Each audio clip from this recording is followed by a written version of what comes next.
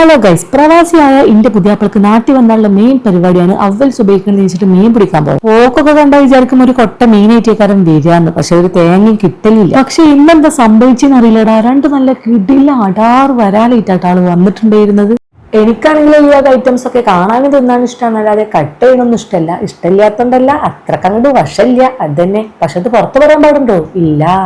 ഇനി ഈ പണിയായുധങ്ങളൊക്കെ എടുത്തുകൊണ്ട് മീൻ കൊടുന്ന ആളെ കയ്യിട്ടൊന്ന് കൊടുത്തിട്ട് ഞാൻ നൈസായിട്ട് അവിടെ നിന്ന് വലിഞ്ഞു കൈസ്.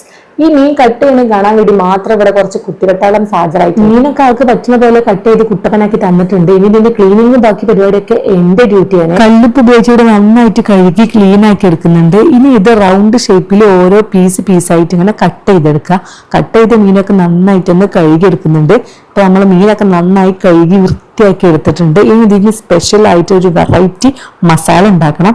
അത്ര കണ്ട് വെറൈറ്റി ഒന്നുമല്ല, എല്ലാവർക്കും അറിയണൊക്കെ തന്നെയാണ്. മല്ലിച്ചപ്പ്, മുളക് പൊടി, മഞ്ഞപ്പൊടി, കല്ലുപ്പ്, പച്ചക്കുരുമുളക്, വേപ്പിൻ്റെ ഇല, വലിയ ജീരകം, വെളുത്തുള്ളി, ഇഞ്ചി, 2 ചെറിയ ഉള്ളി, ഇതെല്ലാം കൂടി നന്നായിട്ട് അരച്ച് പേസ്റ്റ് ആക്കിയിട്ട് മീനിൽ അങ്ങോട്ട് തേച്ച് പിടിപ്പിക്കുക. ആരോടെങ്കിലും ദേഷ്യം ഇടുന്നുണ്ടെങ്കിൽ ഇതിം അങ്ങോട്ട് തീർക്കലേ. എല്ലാം ഓരോ പതേപോലത്തെ കുഴക്കാൻ പറ്റില്ലല്ലോ. എന്റെ മെയിൻ പരിപാടിയാണ് ഇങ്ങനെ ദേഷ്യം തീർക്കല്. അപ്പൊ മസാല ഒക്കെ ഇവിടെ തേച്ച് ഇതിന്റെ ഒരു അരമണിക്കൂർ ഏതെങ്കിലും മൂലൊക്കെ കൊണ്ടേ ഇരുത്തുക. അവിടെ ഇരിക്കട്ടെന്ന് കുറച്ച് നേരം. ആ ഇരിക്കുന്ന ഒരു സമയം കൊണ്ട് ഇതിന്റെ തലയും വാലും ബാക്കി പീസൊക്കെ വെച്ചിട്ട് ഞാനൊരു കറിയും കൂടി റെഡിയാക്കി എടുത്തിട്ട് റസ്റ്റിങ്ങും പരിപാടിയൊക്കെ കഴിഞ്ഞ് നമുക്കിത് മീനൊന്ന് ഫ്രൈ ചെയ്തെടുക്കണം.